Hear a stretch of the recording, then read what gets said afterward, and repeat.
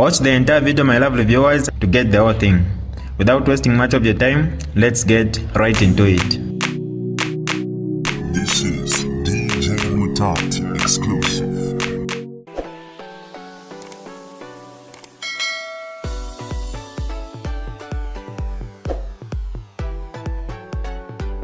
Hi lovely viewers, it's me again, your one and only Mutati Mpundu.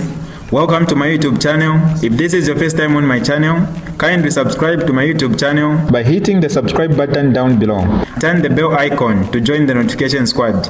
Don't forget to like, share, and leave a comment. Tell me what you think about this video in the comment section below. I'll be super glad to hear from you lovely viewers. Good evening, fellow countrymen and women. This is an update by the family of the former president, President Edgar Chagwa Lungu, on the state of the negotiations with the government of Zambia. The family of the former president, President Edgar Chagwa Lungu, wishes to provide a public update on the state of negotiations with the government of the Republic of Zambia regarding the protracted burial impasse of the late former president who died on the 5th of June 2025 in South Africa. On the 5th of September, the family and representatives of the government issued a joint statement wherein the public was notified that the parties would engage in mediation to resolve the dispute. It was agreed that the process would include taking steps to rebuild trust that had earlier been broken by the Zambian state when they released a funeral program that included new elements that were contrary to what was agreed upon. The government chose Bishop Joshua Banda from the North Mid Assemblies of God, and the family appointed Dr. Alik Banda, the Roman Catholic Archbishop of the Archdiocese of Lusaka. It was agreed that the two mediators were to preside over the discussions between the family and the government. However, at the time of this agreement, His Grace Archbishop Banda was in Europe and only set to return home on or around the 1st of October 2025. In the intervening period, the state engaged in acts that have only worked to undermine trust in the process. These acts included the following. Number one, hiring of the services of a private investigator without the knowledge and consent of the family. On 23rd of September 2025, in an attempt to access the body of former President Lungu, the Zambian government engaged a private investigator who approached the morgue holding the remains of the late former president, alleging that a docket of case had been opened after a report was allegedly received from a family member to the extent that the former president had been poisoned.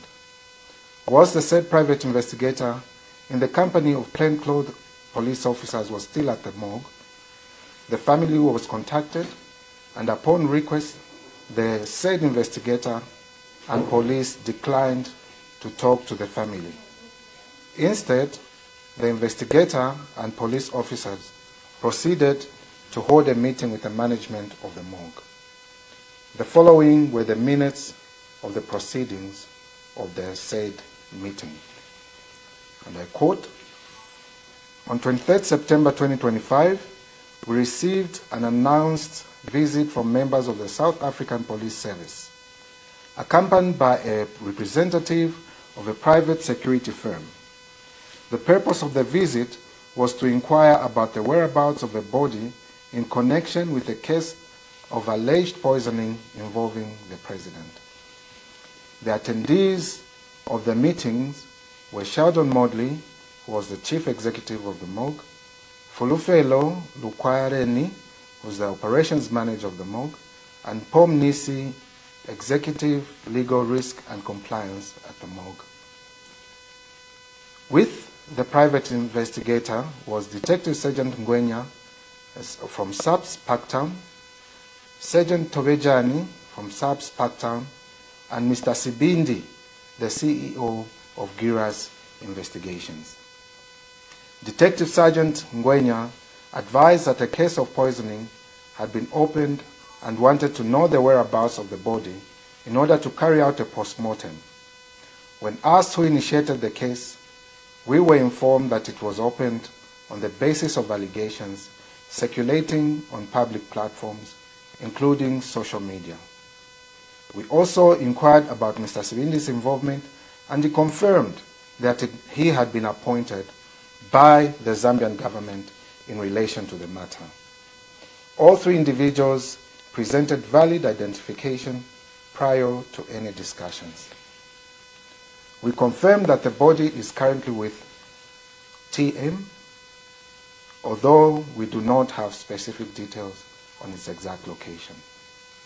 We also inform the officials that a court order is in place prohibiting the release of the body, and we remain committed to complying with this order. Detective Sergeant Gwenya indicated that SAPS may proceed with an application under Section 205 and potentially save us with an order to release the body so that they can do a postmortem on 25th September. Action TM to update the family regarding the above developments. End of quote.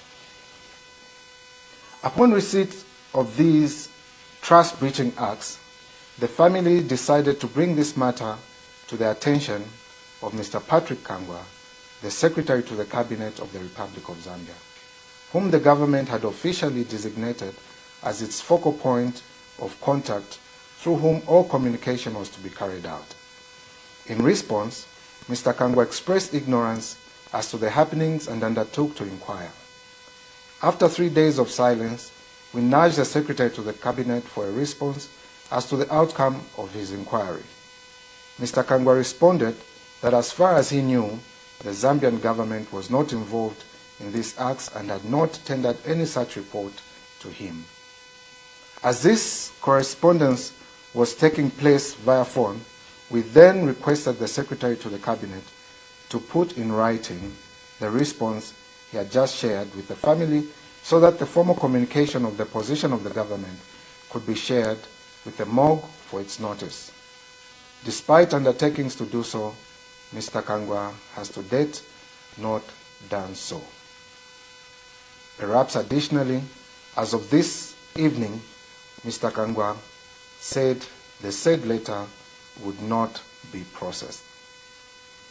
Instead, on the 29th of September 2025, a group calling itself Progressive Forces of South Africa purported to have formally filed a report with the South African Police Service, alleging that President Edgar Lungu was murdered and as such investigations be carried out.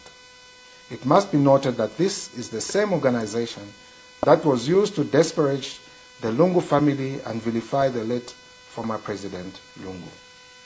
It is also the same organization that protested at the Pretoria High Court when the matter came up for their hearing in the name of supporting the government of Zambia. The public may wish to note that while the family was and has been engaging the government in good faith, the government was and has, in the background, been carrying out clandestine activities that can only be said to be intended to frustrate the process and present a futile bid to access the body of the former President Lungu for unknown reasons. Secondly, the sustained and malicious attacks on the family-chosen mediator.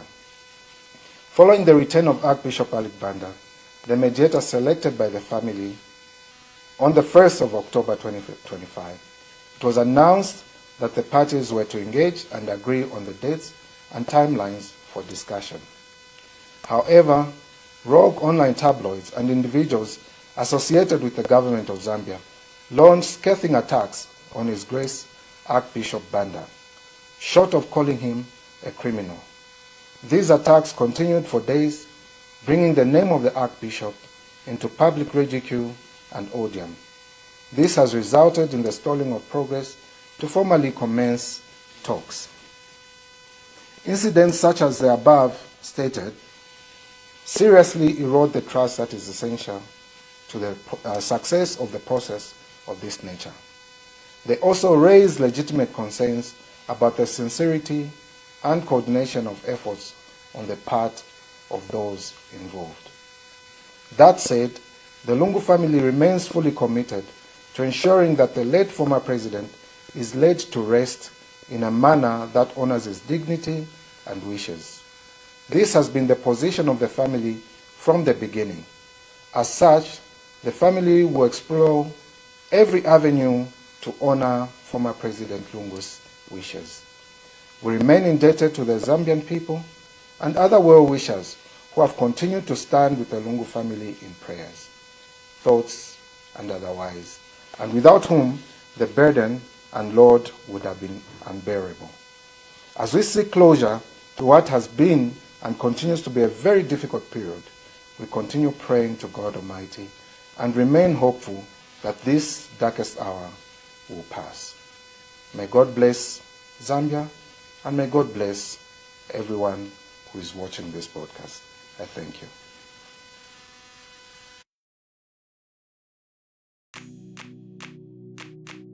This is DJ Mutati exclusive. Alright, that's all for you today, lovely viewers. If you did enjoy the video, please don't forget to leave a comment in the comment section below. Tell me what you think about the video you just watched in the comment section below.